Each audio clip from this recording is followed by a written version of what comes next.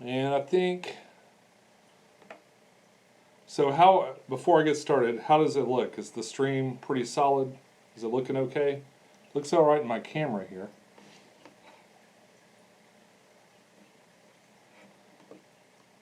Your takes sound great. Dan says looking good. Looks good on this end. Okay, good enough for me.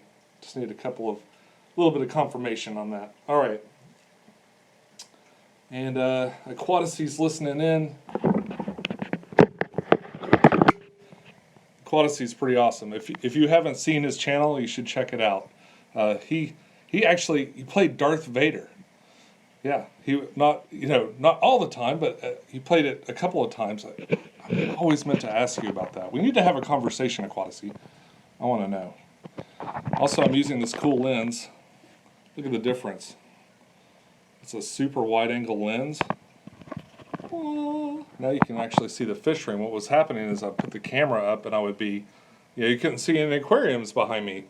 You might think this was like I don't know, some other kind of channel. Need an aquarium in the background, at least. Okay. I'm going to start the show. We're at 41 people. Good enough for me. All right. I played Vader 70 times over 12 years for Lucasfilm. Wow, that is awesome, Aquaticy. It's pretty cool to have Darth Vader subscribe to you on YouTube.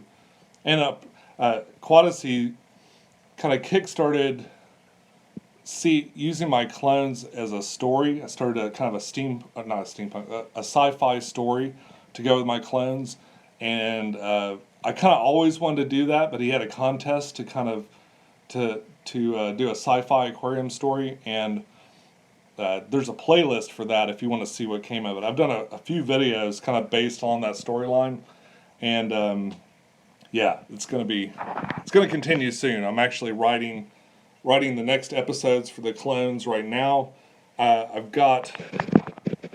think the plan right now is to do about, I would say, at least 7 or 8 episodes. We're going to go to other people's aquariums and interview people, kind of like we did with 808 Fish Keeper. Clones are going to travel around a little bit. I've got a whole story planned out. It's going to be really cool. It's going to be really neat. But anyway, I digress. Thanks for joining us, Aquaticy, Mr. Vader. All right. Hey YouTube, this is pecktec, and today we're talking about plans for my 20-gallon tank. I've got this 20-gallon tank. You might remember it from the corner filter video. I'm going to show you real quick. Yep, there it is. If you'll remember that from the corner filter video, and that's the base from the 30-gallon that I just took down a couple of weeks ago. So I've got an idea for that. I really had a good time doing sort of a fantasy aquarium. Put this on the tripod. I had a good time doing the fantasy, sort of a kind of just a whimsical and interesting aquarium for the steampunk tank, and I want to do something else. Now, if you follow me on Facebook, pecktec on YouTube has its own Facebook page, and what it does, I posted a picture the other day, and it's sort of a fish kind of floating through the forest and stuff. And of course, on the 12-gallon, just a couple of weeks ago, I did a rescape, basically. It was a trim, but it ended up kind of being a rescape because I experimented with this cholla wood tree that I made. Right after this is over, I'm going to post an Instagram photo of that tree. So if you didn't catch that video, don't know what I'm talking about, you can check it out on Instagram, and you'll see a picture of it. Now, I'm going to take that idea, excuse me, I'm going to take that idea and expand it, okay? So we're going to do a little bit more with that. I'm picturing a whole forest of those trees. Now, the other thing I've got is this. This is a resin mold of my hand. And I'm going to, when I do a full video for this Aquascape and stuff, I'm going to show you how I made this. I'm pretty sure we're fish safe with this thing. I've checked a number of places. The manufacturer will not get back with me about it. They probably don't want the liability of claiming that, but I've checked this against a lot of other places that say have a make your own coral kits and things like that, and I believe that this is fish safe. I have painted it. That's why it looks a little different. That's what the original color was. Yeah, it is. And this is like the second try. I did it first was this one, but I don't know if you can tell. It looks it's a little rough and stuff. This one's got pretty decent detail. It's got some spots that aren't great, but overall it's pretty neat. Okay, so when I was a kid, we went on a school trip to Washington, D.C., and I saw probably what ended up being one of my favorite sculptures ever. It was called The Awakening. Now, if you're watching this on a rerun, what I will do is I'm going to post a link where you can see what I'm talking about. But The Awakening was this sculpture with this kind of guy coming out of the ground, and like he had a hand very similar to this coming out of the ground, but it was also his face and another arm and part of his leg and stuff like that. Don't quite have enough room for that, all of that. And this is 1-to-1, sized with my hand. So, of course, I'm not going to put my entire body in the aquarium. But I wanted to add this as an aquarium ornament, all right? And I wanted to also wanted to use that tree idea. So I thought it would be fun to try to draw a little bit of what I was thinking about. And you guys will have to bear with me for just a second. I'm going to get the camera. I'm going to move these out of the way. I'm going to see if I can get this pointed down. Oh. All right. So let's put this like so. Where I can kind of see it a little bit. Pop that off.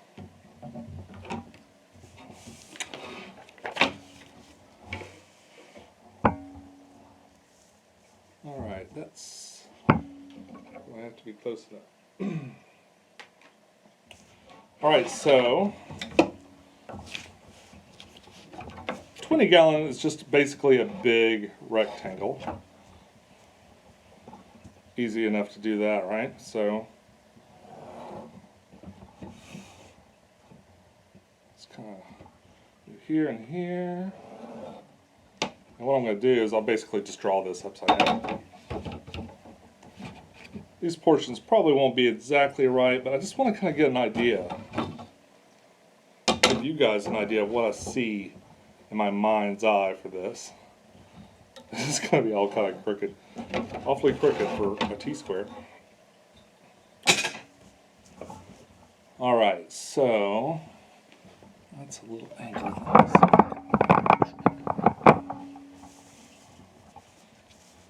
Alright.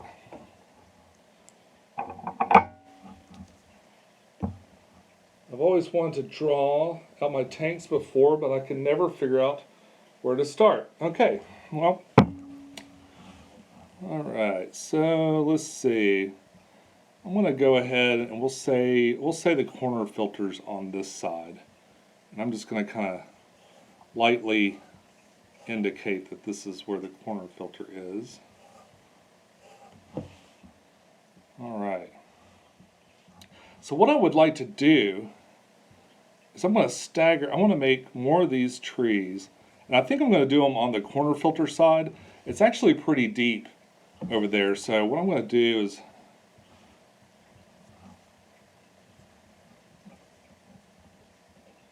go ahead. I'm thinking I'm going to have to segment them like I did the other ones. There'll probably be a little bit of a notch there. Alright. And I'm going to add little branches like I did before. And this will be probably baby tears, I'm thinking, kind of just like downstairs. Just like the picture I'm going to share in just a little bit. Cello wood, of course, has all these little interesting divots in it and stuff, okay? And it's probably a little big, but we'll pretend like there's some substrate right there.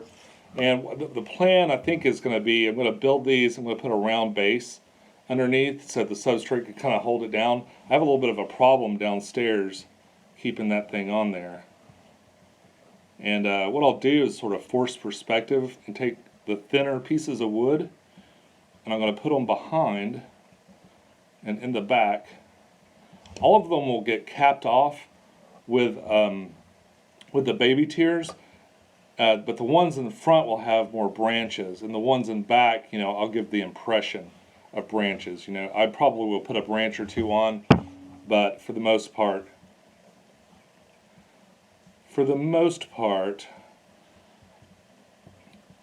they're going to be sort of bare.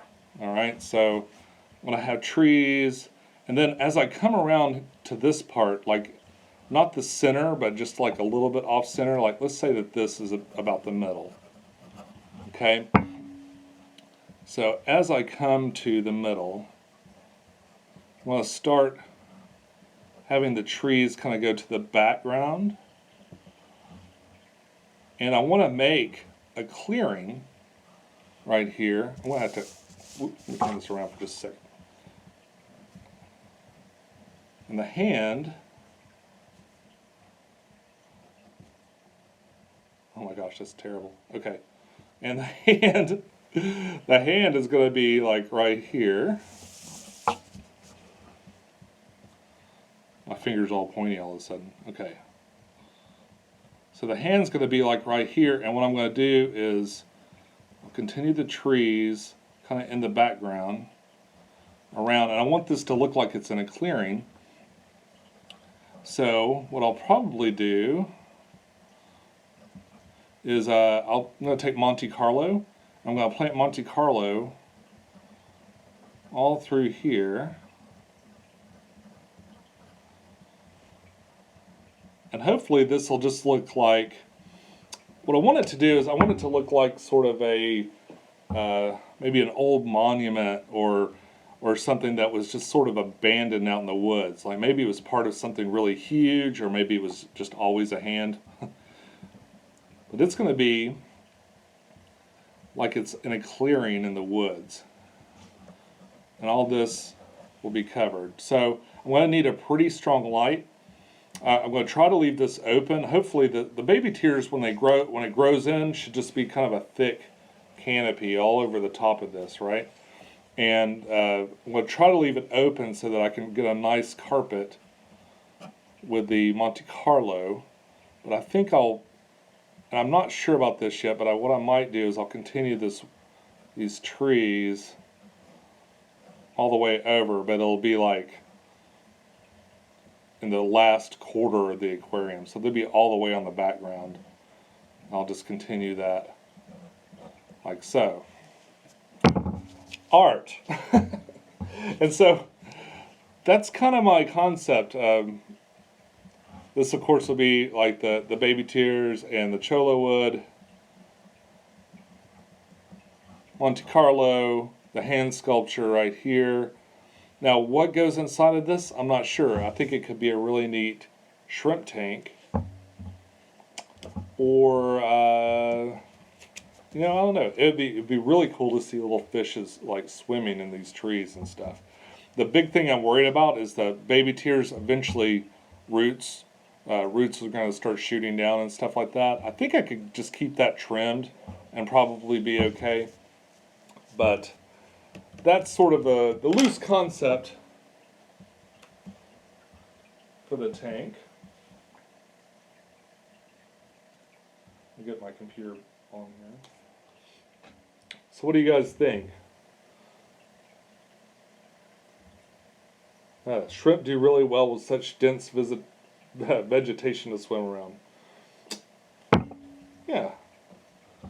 Oh, put a Miramo ball in the palm. That'd be kind of neat. I don't know if it would stay there.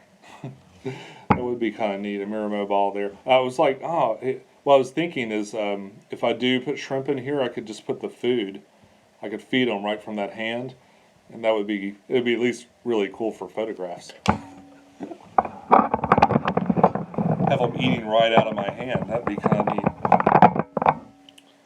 So that was that's my initial plan so far. Hopefully it's not too, and my drawing skills have really gone downhill, but, whoa. I'm not sure about the scale. I'm thinking, when I look at this, I think it's going to be deep enough. I think it'll be deep enough to put those trees all the way in the back. I've ordered a whole bunch of cholla wood. I found a place on eBay that sells like a little bit longer sticks than you can normally get, and I got about 20 of them coming. You can also get that stuff from my aquarium box if you're really into it. Now, I've heard that the cholla wood, which I think is actually a cactus, I've heard that it also makes the water really soft. So, I don't know. That might be pretty neat. The shrimp will definitely appreciate that, right? All right. That's really all I had to talk to you guys about. I mean, I just wanted to show you some plans that's coming up. I'm still buying all the materials. Of course, I've got to get the aquarium in place. Right now, it's just sitting over here. But you guys have any questions or anything? I'll be happy to talk to you for a little bit. Hair grass instead of Monte Carlo. The contrast better with the baby tears. Yeah, the thing is with hair grass, like I've never been able to grow hair grass without it just getting algified. Like it just turns into a big algae-filled mess every time I try to use it. So, kind of sworn it off. Green neons love soft water. That's cool. Yeah, green neon. I like those too. I've got some in here right now. What about a mini crayfish? That would be kind of cool. I've had the Mexican crayfish before, those little orange ones. Those are pretty neat. Daisy rice fish. I don't think I've ever had those. I'll have to check it out. Shrimp and fancy guppies.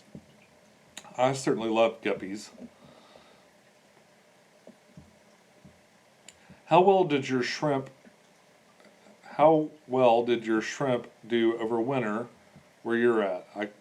How cold did it get in your pond? It got really cold. Now it didn't get as cold as it normally did, but I overwintered them. Like it's always by accident. Like at the end of the season when it starts to get a little chilly, I drain the pond down and I go through it the best I can. I get anything that I can catch out of there, and inevitably, shrimp are really hard to catch, especially the baby ones. So inevitably, one will just end up in there. Like 2 or 3 will end up staying in the pond. So. Oh, good night, Andrew. 2 in the morning there. Wow. So, it got down like to 28 degrees or so Fahrenheit. I'd say is about as cold as it got here. It might have gotten a little bit colder, maybe into the lower 20s, but my pond was completely frozen over, and they still lived through that. So. Go figure. I was completely shocked to see them swimming around in there after the pond froze over. And I'm not advocating that, oh, it's fine, throw your shrimp in there. You can freeze them, they don't care. No, I'm not saying that. I'm just saying it happened, okay?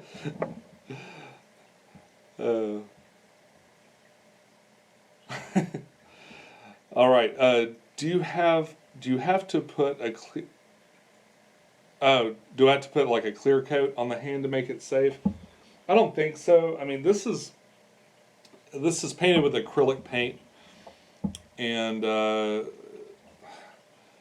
think to be on the safe side, you probably should coat it in something. Acrylic paint's perfectly safe for fish. That's what the same stuff that's painted on the zombie head over there.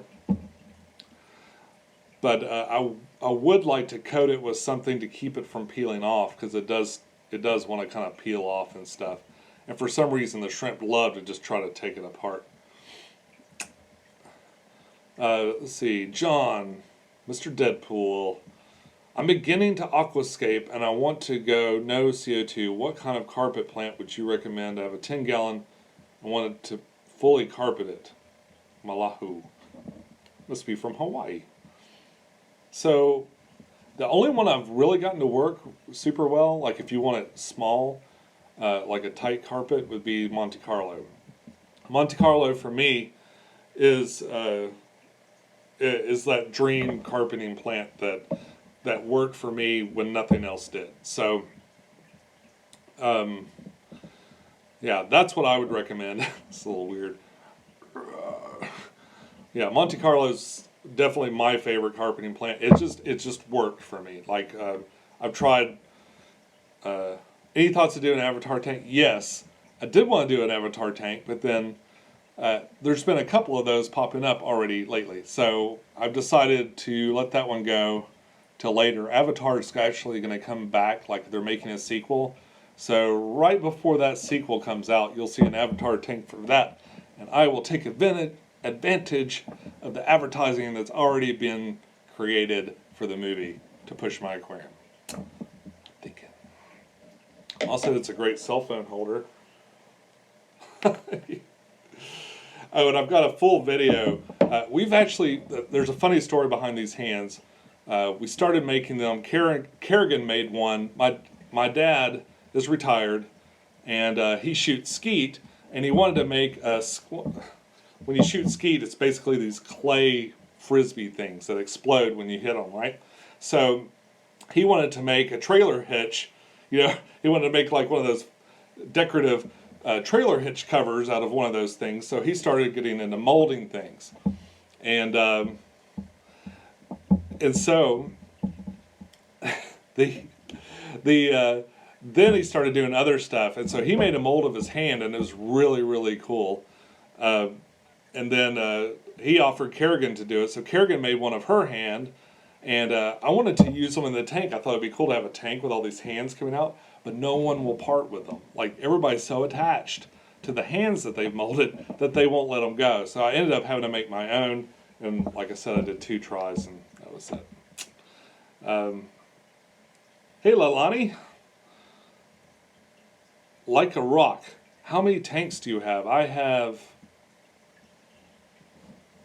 actually lost count. I think it's around 14 right now. No, I took one down. So it's it's 11 tanks right now. 11 tanks. Is that right? Let's see. 1, 2, 3, 4, 5, 6, 7, 8, 9, 10, 11, 12. 12 aquariums. Oh, and Kerrigan's got one. 13. And she's actually, Kerrigan's been really interested in saltwater. I think she's getting corrupted by her coworkers, and there could be, I'm not promising anything, but there could be a saltwater tank coming very soon. All right. Oh, Lalani was answering the question for what the P stands for. Yeah, if you look at my old videos, I used to have a P in the aquarium with the, not P in the, letter P in the aquarium with fish swimming back and forth and stuff like that. And I found that at Hobby Lobby and thought it'd be cool to decorate with. Hey, Nancy, just got 2 peacock gudgeons today. Any advice? Just want to say thanks. Well, Nancy, they're really easy fish to keep. Mine are really not particular about food and stuff like that. I try to give them good food, of course, but they don't have to have live food. Like there's some fish I've got that, like, if you're not throwing bloodworms or brine shrimp or things like that in there, they just ignore it. They're really cool.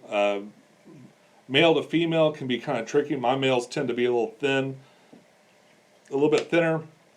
And as they get older, they have this kind of caudal, they have a hump on their head.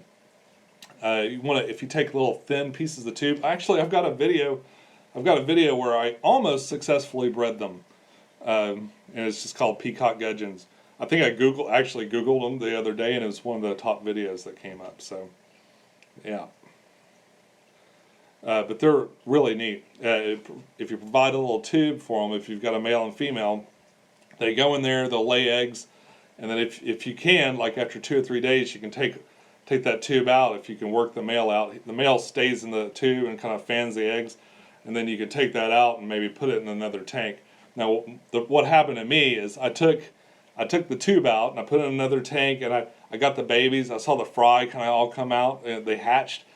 And I had added all these plants from other aquariums, and one of the aquariums that I added plants from had rainbows, and my rainbows had laid eggs on one of the plants, and I didn't realize it. So those eggs, at least one of those eggs hatched, and I thought, oh, it's just another baby. Then pretty soon I just had one bigger baby.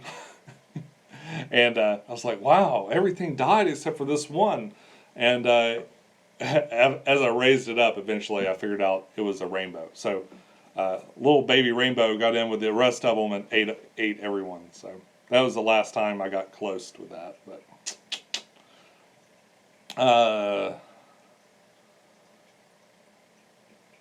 T says, what was the plastic thing inside your tank?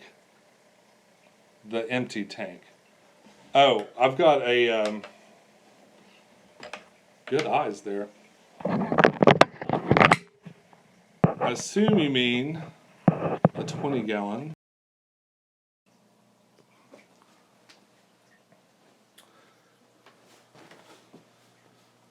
And this is something, originally when I started to work out plans for this, I was going to do like all mini gardens. And this is called, here I've got a box here. This is called the Eco Level, and actually one of my viewers makes this product. You can use it for all kinds of cool aquascapes and stuff. This is the bigger one, and this is like a small one. I'm still going to use the Eco Level. I'm real excited to use these. I need to build this one up too, but probably not for this concept, because it just doesn't really work into the overall plans I have for this thing. But yeah, that is a really cool thing. I'm definitely gonna try that out eventually.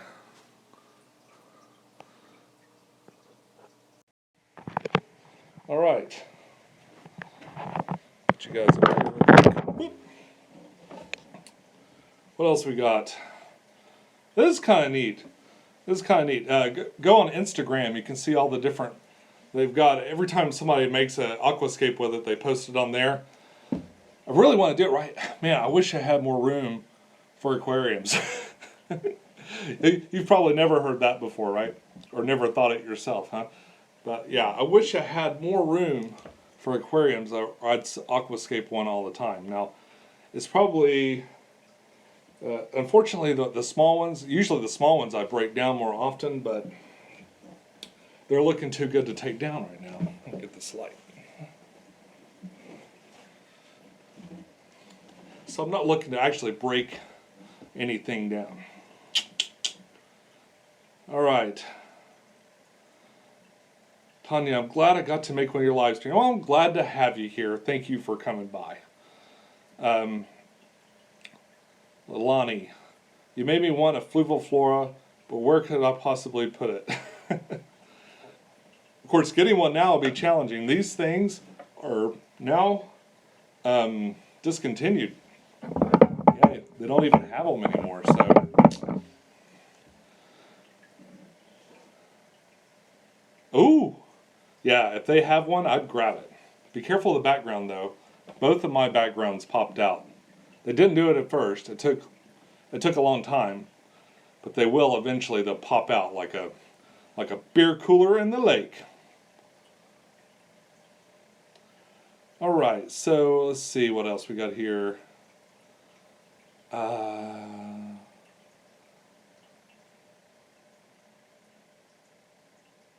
don't know that I'd want the background anyway. It's kind of neat. Like it gives it. It definitely gives it a certain dimension, but you don't always need it. Of course, if it comes out, you've got to scrape off all the silicone that they put on there. I could never get that off. Are you going to Reefapalooza, New York? Unfortunately, probably not. Probably not. I'm working on a remodel for my house Me and the family are going down for the 4th of July to Sarasota, Florida.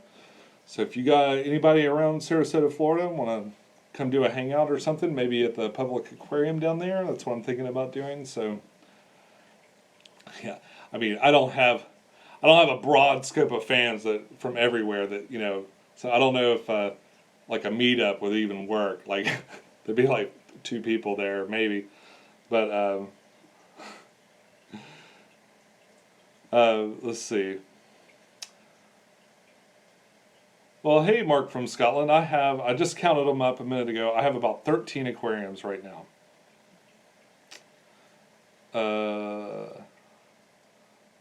Wow, JD, your fish store has them for $100 each. That's a little bit more than I paid for mine, but yeah, apparently that's the only way to get them. So if you want to get one, now's the time. Have I ever kept Galaxy Rasbora? Yes, I love those fish. Like, I love the idea of them. They look like little trout. I think that's cool.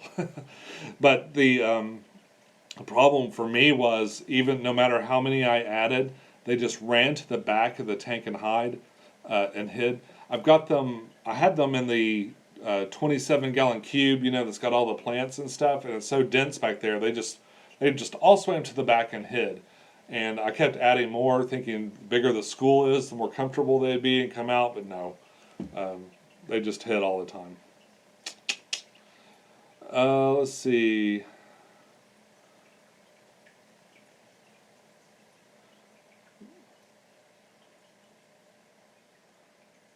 Wow.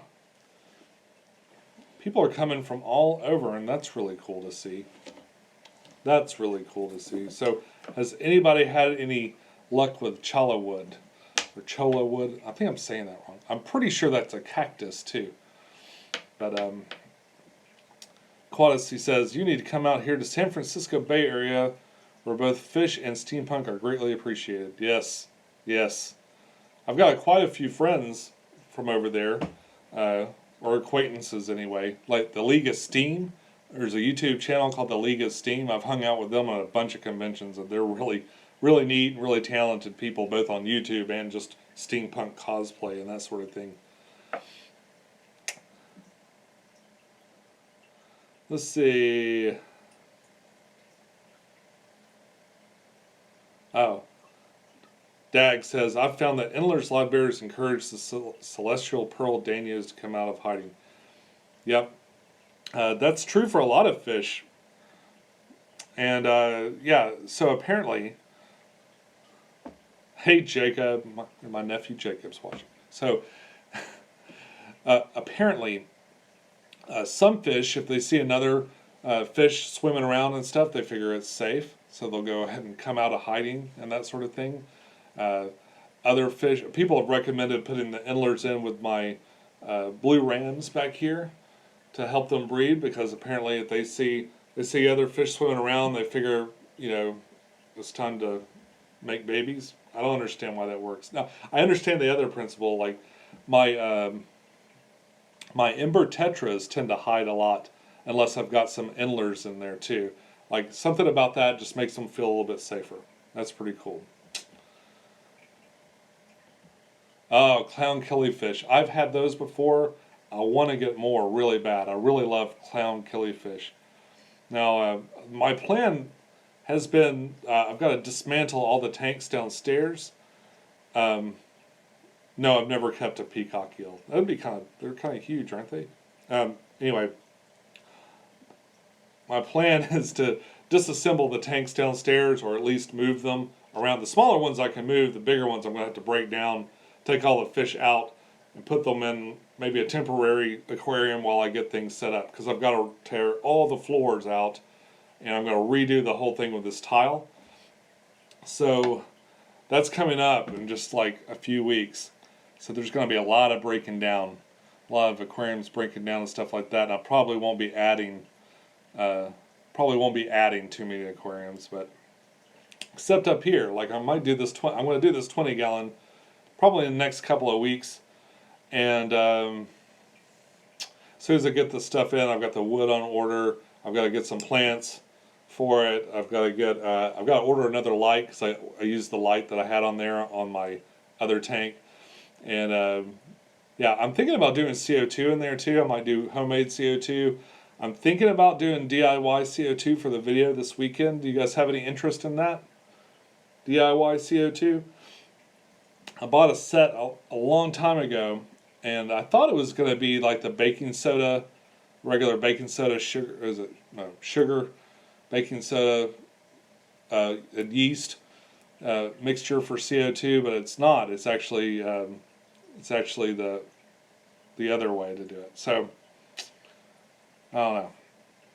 Probably would get into that this weekend. I haven't decided what this weekend's video is yet. So if anybody has any ideas, I'd love your suggestion.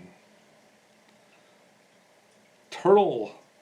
I have some discus in a tank and they're doing just fine. However, they are really scared and all they do is hide. How can I make them more comfortable? Well, you might want to consider some dither fish like we've been talking about. Maybe a school of Rummy-nosed tetras or something. They have really similar needs.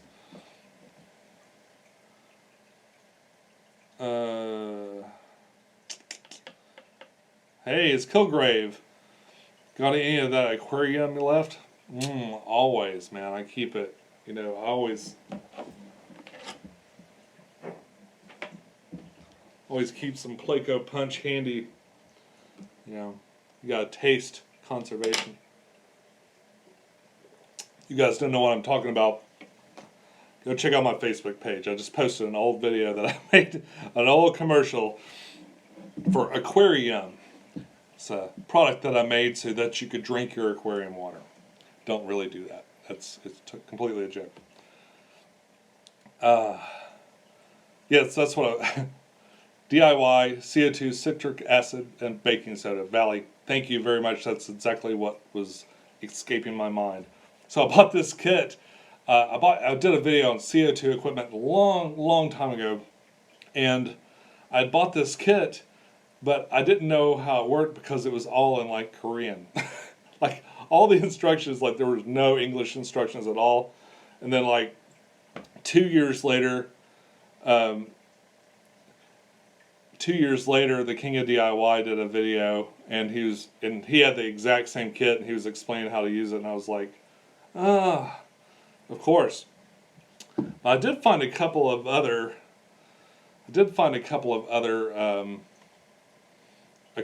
kits and stuff. I don't know if I'll have time to get them here by Friday. It was on Amazon Prime. I might try that. Not totally sold on doing the DIY CO2. I just don't want to mess with it, but I might whip it up and put it on one of these tanks here. So that's just one idea for this weekend. Hello, Desmuvo. Am I pronouncing that right? It's weird when you read something all the time and you don't always pronounce it correctly. So, guys, is it possible to keep tiger barbs and dwarf gouramis together? I've never kept tiger barbs. I keep hearing that they're real aggressive, and you need to keep them in a big school so that aggression is sort of mitigated amongst their own kind.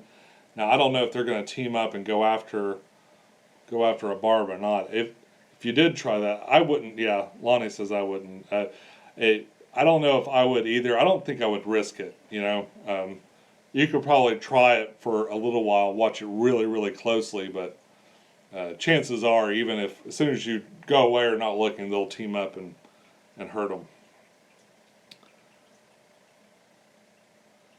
How much hydrogen peroxide should I put in a hydrogen peroxide bath for plants? Usually I just spray it. Like you can even spray it under water and it'll work. But yeah, if you've got a plant above water, you can just put it in a sprayer, like a water spritzer, and spray it on there. And man, that eats away that algae. It also kills moss though, and there's a couple of plants that don't like it. And suction cups. Little suction cups, it'll turn them pink. It turns those little suction cups, like usually have to attach aquarium things in there, it'll turn them pink, so watch out for that. Barbs are like cats of the aquarium, very curious, and they love to pick at things, like a cat and a laser pointer. Woo! Zach says Grommies can take care of themselves pretty good, but it all depends on your size. Yeah, and the amount of them coming. Like if you have, 20 tiger barbs against one dwarf Grommie, it can only do so much, right? Now these little barbs, these are like these dwarf golden barbs. Man, they are really pretty little fish, and they have been completely non-aggressive. Really impressive little fish. Let me flip this around. All right.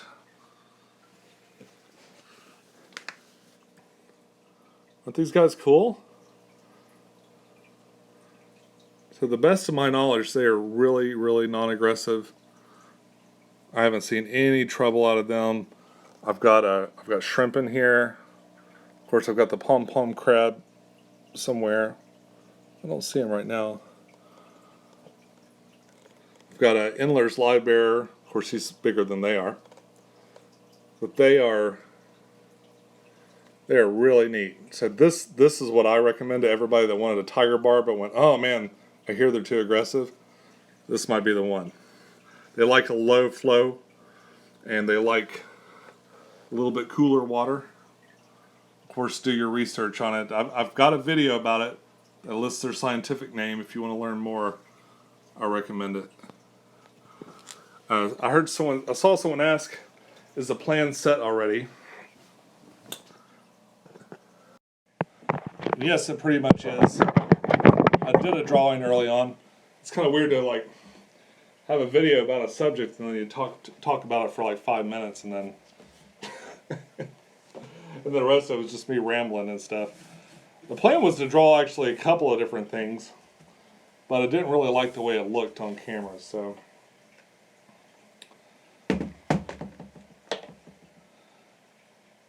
I like tiger barbs because the way they sleep. Where they sleep like nose down. I think I've seen that before. You should put Wabikusa balls in the hands. That'd be kind of neat. Like if the hands were coming up above water. I don't like to keep, the Wabikusa balls are just like things of mud. And so if you keep it underwater, they just kind of disintegrate and they fall apart. You can do that. In fact, some places what they do is they'll take those Wabikusa balls and they smash them flat. They plant them up, and then you just stick them in a nook or cranny somewhere, like you do an aquascape, especially like a really huge aquascape, and you can kind of stick it around. Some people have done that, and that's really cool. I like the ball shape, and I like to keep it like with just a little bit of water underneath it, just enough to kind of wick the water up. Let's see. Does Muvo, my Java Moss isn't doing great. Any suggestions? Well, no. Maybe add a little bit more light if you can. They're kind of a low, a lot of these plants are low light plants, but they all do better with a little bit more light. So I have seen it for me, I have a lot of Christmas moss, which is a little bit different than just Java moss, but it does really, really well for a long time, and then suddenly it'll just start to kind of fade out. And I have not gotten to the root of what is causing that. Oh, okay. Allison says cooler water. They don't like super warm water. That could be true. See, aquarium plants have temperatures that they prefer to be in too, just like the rest of the aquarium inhabitants. Dan says, I bet if you put pantyhose over the ball, it might hold its shape. Yeah, but it's still like a big muddy mess. Like I tried it for briefly when I did when I was doing the Wabikusa ball experiments video. I tried to keep it underwater a little bit, but man, it just turned into like this mess. Like it wasn't even that the ball was falling apart; it's just the water turned brown. So it was kind of weird.